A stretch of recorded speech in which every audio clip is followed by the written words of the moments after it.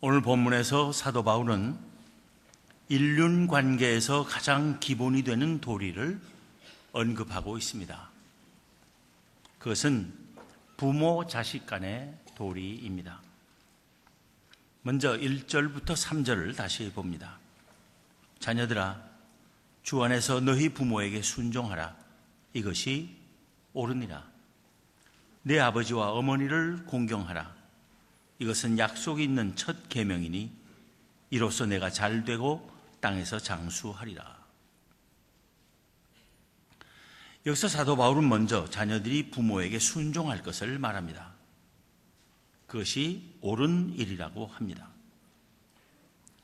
그런데 사도 바울은 그냥 부모에게 순종하라 하는 것이 아니라 주 안에서 부모에게 순종하라 합니다.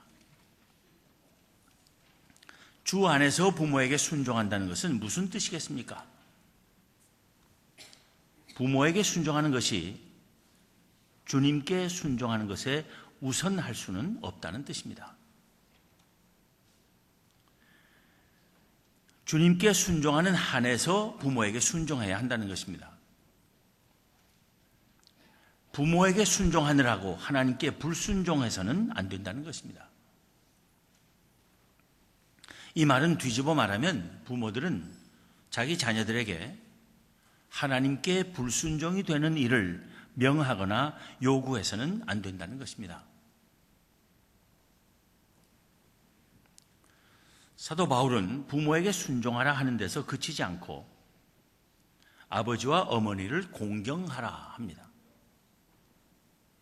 순종하는 것은 들은 말씀대로 행하는 것을 의미한다면 공경하는 것은 존경하고 사랑하는 것을 뜻합니다.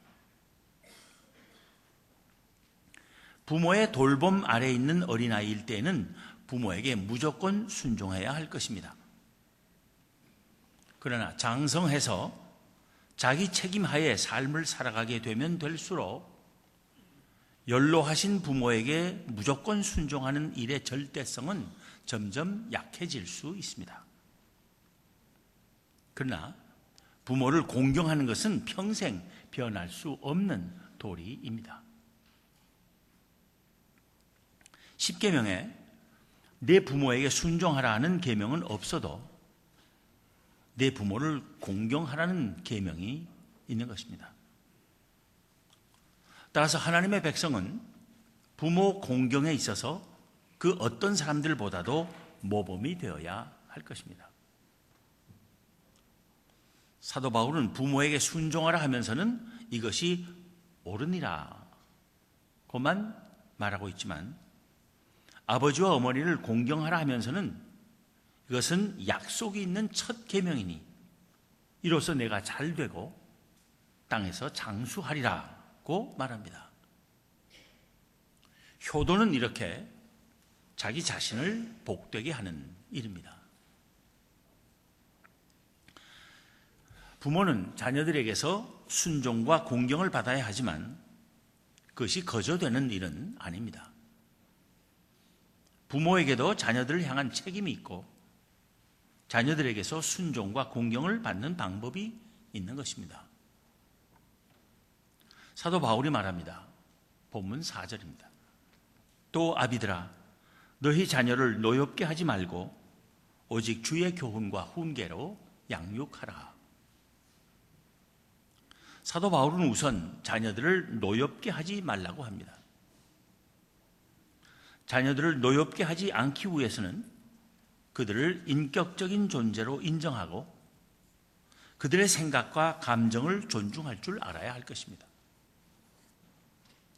아이들은 인격적 존재이긴 하지만 아직 미숙하고 지식과 경험이 적어서 실수하기 쉬움을 이해해 주어야 할 것입니다. 아이들의 능력에 벗어나는 일을 무리하게 명령하거나 요구하지 말아야 할 것입니다. 더욱이 정당하지 않은 일을 자녀들에게 시켜서는 안 될 것입니다. 자녀들에게 부모의 생각과 바라는 바를 강요하지 말아야 할 것입니다. 너무 엄한 질책이나 비난을 하지 말아야 할 것입니다. 더 발전할 수 있다는 가능성에 대한 확신을 주며 격려할 줄 알아야 할 것입니다. 자녀들이 부모들의 소유가 아님을 알고 그들은 하나님에 속한 생명임을 분명히 하며 그들이 하나님의 사랑을 받는 존재로 자녀들을 대할 줄 알아야 할 것입니다. 자녀를 노엽게 하지 말라는 소극적인 권면에 이어 사도 바울은 오직 주의 교훈과 훈계로 양육하라는 적극적인 권면을 합니다. 부모에게는 자녀를 양육할 책임이 있고 그 양육을 위해서 교훈하고 훈계할 줄 알아야 한다는 것입니다. 우리말로 교훈과 훈계는 그 의미가 잘 구별이 되지 않을지 모릅니다. 영어 성경에서는 일제히 교훈은 discipline 또는 training으로 훈계는 instruction으로 번역해서 구별하고 있습니다. 교훈, 즉 디시플린은 훈련을 통해서 의지를 가다듬어 가는 것을 말합니다. 반면 훈계, 곧 인스트럭션은 말로 하는 가르침을 통해 정신을 형성해 가는 것을 뜻합니다. 사도 바울은 여기서도 부모들이 자녀들을 그저 교훈과 훈계로 양육하라 하지 않고 주의 교훈과 훈계로 양육하라 합니다. 즉 주님의 말씀과 가르침을 따라 교훈하고 훈계하라는 것입니다. 하나님의 말씀을 잘 가르쳐서 무엇이 옳고 그른지를 바로 깨닫고 분별할 줄 알게 할 뿐 아니라 하나님의 뜻에 따라 해야 할 것은 내가 싫어도 하고 하지 말아야 할 것은 내가 좋아도 하지 않을 수 있도록 훈련시켜서 자녀들의 의지를 바르게 가다듬어 주어야 한다는 것입니다. 자녀들을 노엽게 하지 말라고 했지만 어린아이들은 아직 성숙하지 못해서 좋은 것을 가르쳐도 곧바로 순종하지 않을 수 있으며 나쁜 것을 나쁘다고 가르쳐 주어도 꼭 그 나쁜 것을 하고 싶어 할 수 있습니다. 좋은 것이기에 하라고 해도 화낼 때가 있습니다. 나쁜 것이니까 하지 말라고 해도 화낼 수 있습니다. 그래서 아이들을 노엽게 하지 않기 위해서 아이들 하겠다는 대로 다 하도록 내버려 두면 그것은 부모의 도리를 바로 하는 것이 아닐 것입니다. 그렇게 자란 아이들이 잘 될 리가 없으며 그런 아이들은 나쁘게 자라서 나중에는 부모들이 자기들을 잘못 길렀다고 원망하며 뒤늦게 노여워할 수 있는 것입니다. 자녀들이 훗날 지나간 세월 부모들이 자기들을 어떻게 양육했는지를 돌아보면서 노여워하지 않고 감사할 수 있도록 양육하는 것이 바른 양육이 될 것입니다. 가장 확실한 바른 양육은 주의 교훈과 훈계로 양육하는 것입니다. 그런데 부모들이 자녀들을 교훈과 훈계로 양육하는 일은 입으로만 해서 되는 것이 아닙니다. 자녀들을 바로 가르치는 최고의 방법은 부모가 먼저 실천하며 모범이 되는 것입니다. 부모들 자신은 하지 않으면서 자녀들 보고 하라고 하면 잘 따라하지도 않을 뿐 아니라 부모에 대해 비판적으로 돌아설 수 있을 것입니다. 부모의 위선을 발견하며 존경심과 신뢰의 상처를 받을 수 있습니다. 주의 교훈과 훈계로 양육하는 일은 더더욱 말만 가지고는 할 수 없습니다. 부모들이 먼저 하나님의 말씀을 바르게 깨닫고 그 말씀대로 사는 삶의 본을 자녀들에게 보여주어야 할 것입니다.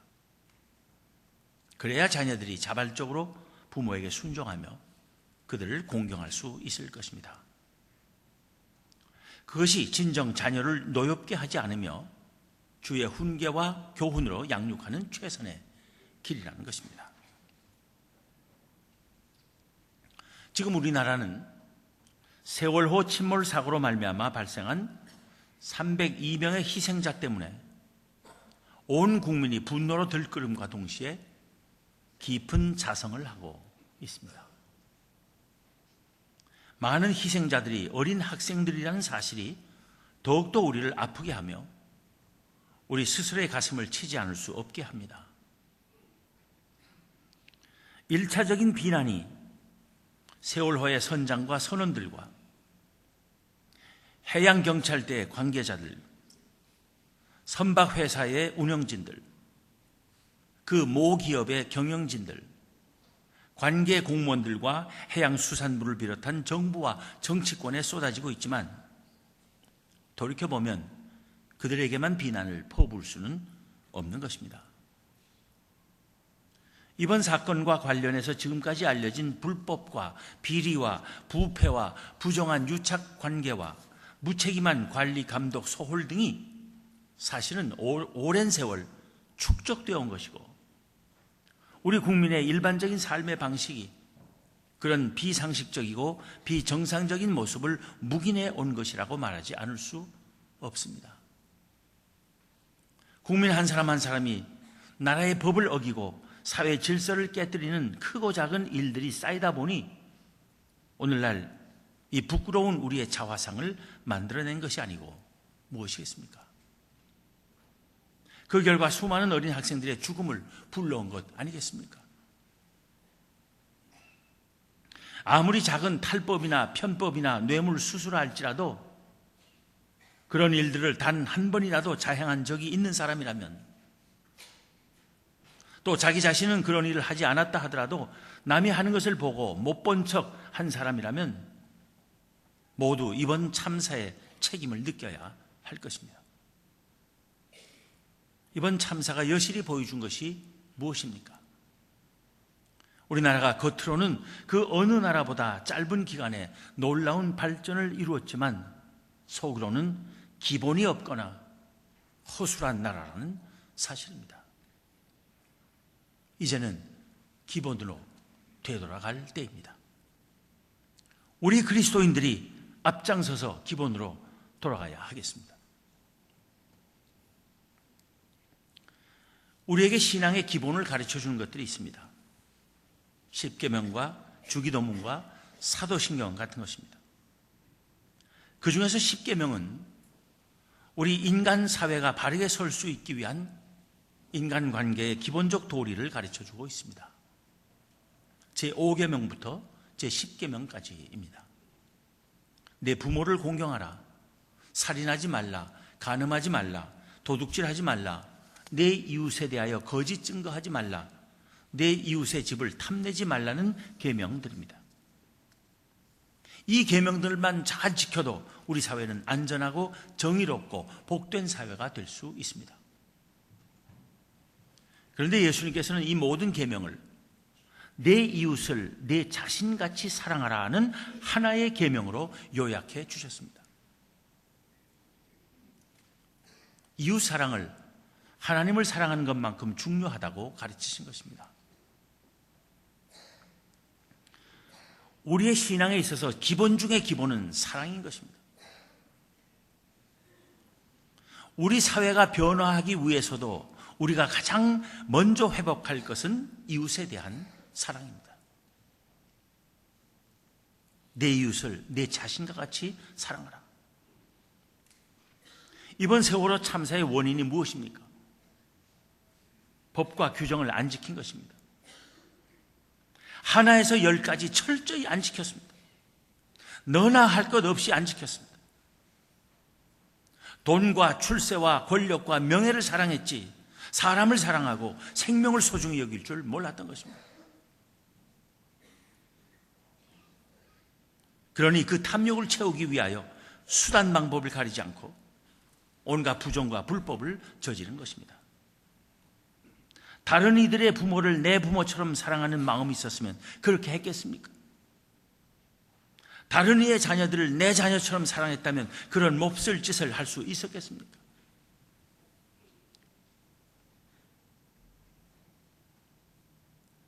폐선시켜야 할 배를 고철값으로 싸게 들여와서 겉만 번지르르하게 장식하고 여객선으로 둔갑시켰습니다. 배회 균형이 무너질 정도로 무리한 증축을 했습니다. 그것도 모자라서 평형수를 거의 다 빼버렸습니다. 규정의 몇 배 되는 과적을 했습니다. 그뿐 아니라 선적한 화물들을 단단히 붙들어 매지도 않았습니다. 온갖 구명, 도구, 시설들이 거의 쓸모가 없었습니다. 안개가 짙어서 출항할 수 없는 날 무리하게 출항을 했습니다. 자기 자녀들이 탈 배라면, 자기 부모님들이 탈 배라면 그렇게 하겠습니까? 자기 자녀와 자기 가족과 부모들에게 그 배를 타라고 하겠습니까?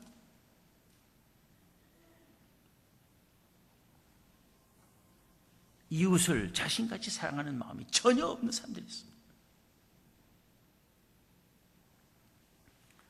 살인하지 말라, 간음하지 말라, 도둑질하지 말라, 내 이웃에 대하여 거짓 증거하지 말라, 내 이웃의 집을 탐내지 말라 하는 계명들은 모두 무엇 하지 말라 하는 부정적인 형식으로 주어졌습니다. 예수님께서 그 모든 계명들을 내 이웃을 내 자신과 같이 사랑하라는 계명으로 환원시키신 것은 부정적인 형식으로 주어진 모든 계명을 긍정적으로 이해해야 한다고 가르치신 것입니다. 즉, 한 가지 예만 들어서 설명하면, 살인하지 말라는 계명은 단지 생물학적으로 남의 목숨을 끊지만 않으면 된다는 것이 아니라 그 어떤 사람의 생명이든 그 생명을 소중히 여기고 그 생명을 보호할 뿐 아니라 그 생명에 위협이 되는 모든 것들을 예방하고 제거하는 데 최선의 노력을 다하라는 것이라는 말씀입니다. 따라서 당연히 승객의 생명 구조에 최선을 다해야 할 의무를 저버리고 자기 먼저 살겠다고 승객에 앞서 배를 버리고 탈출한 선장과 선원들은 살인하지 말라는 계명을 어긴 것입니다. 살인한 것이나 다름없는 것입니다. 무슨 변명으로도 그 책임을 면할 수 없을 것입니다. 그 선장으로 하여금 그렇게 하게 만든 선주나 그 뒤에 숨은 모 기업의 실소유주도 함께 책임을 져야 하는 것입니다. 이번 참사는 생각하면 생각할수록 참기 힘든 분노가 치솟고 사랑하는 자녀나 가족을 잃은 가정들의 비통함을 무슨 말로 위로할 수 있을지 모르게 만듭니다. 특히 우리 어른들은 어린 학생들이나 젊은 세대를 향해서 할 말이 없습니다. 그저 미안하다는 말뿐입니다. 미안하다고 할 수 있는 것만으로도 다행입니다. 그것마저 없었다면 우리 사회는 야만이나 다름없는 것입니다.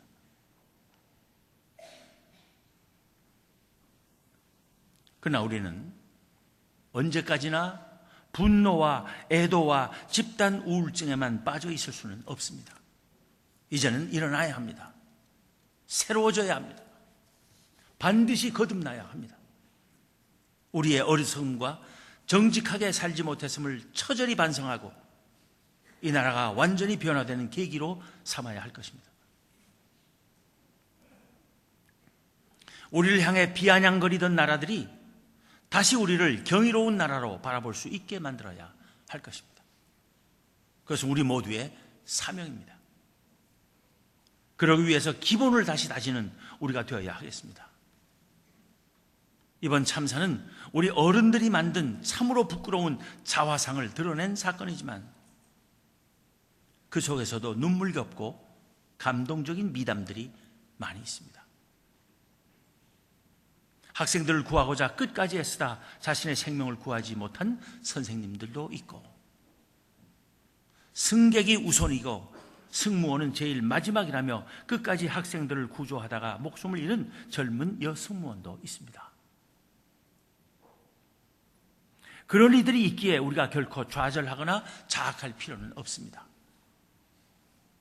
이번 사건을 계기로 드러난 어른들의 모습은 추하고 악하지만 젊은 학생들에게서는 아름다운 모습을 많이 볼 수 있었습니다. 그것이 우리의 희망입니다. 하나님의 말씀으로 돌아가고 기본을 확고히 다져 자랑스러운 나라를 만들어야 하겠습니다. 이제 어른들이 일어나야 할 때입니다. 부모 세대가 바뀌어야 할 때입니다. 그래서 여기저기 붙어 있고 많은 사람이 달고 다니는 노란 리본이 애도와 반성의 표지에서 이 나라가 완전히 변화하고 우리 국민이 자랑스러운 국민으로 거듭났음을 가리키는 상징물로 바뀌게 해야 할 것입니다. 열심히 하나님의 말씀을 따라 살며 솔선수범함으로써 주의 교훈과 훈계로 자녀들을 양육하기를 힘쓰는 우리가 됩시다. 기도하겠습니다.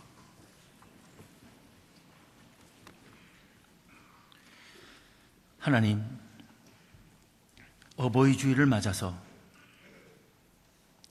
이번 세월호 참사가 우리 어른 세대들의 어리석음과 정직하지 못함과 많은 잘못의 결과임을 통감하며 자책하며 회개하며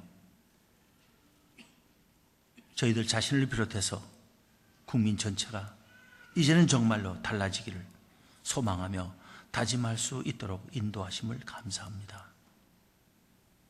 하나님, 이번 참사로 인하여 사랑하는 자녀나 가족을 이룬 모든 가정에 하나님만이 주실 수 있는 위로를 베풀어 주시기를 원합니다. 그리고 그들이 희망을 되찾고 다시 일어설 수 있도록 그들을 붙들어 주시고 그들이 용기를 가지고 새로운 삶을 시작할 수 있기에 필요한 모든 것들을 부족함 없이 베풀어 주시기를 원합니다. 그리고 저희들은 반성하고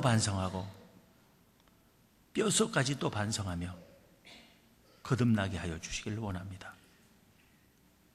대한민국이 자랑스러운 나라로 변하게 하여 주시옵소서. 우리 국민들이 정의롭고 성숙한 국민들로 거듭나도록 은혜 베풀어 주시옵소서. 그 일에 우리 그리스도인들이 중심이 되고 앞장설 수 있도록 저희들을 붙들어 주시옵소서. 우리 주님 예수 그리스도 이름으로 기도하옵나이다.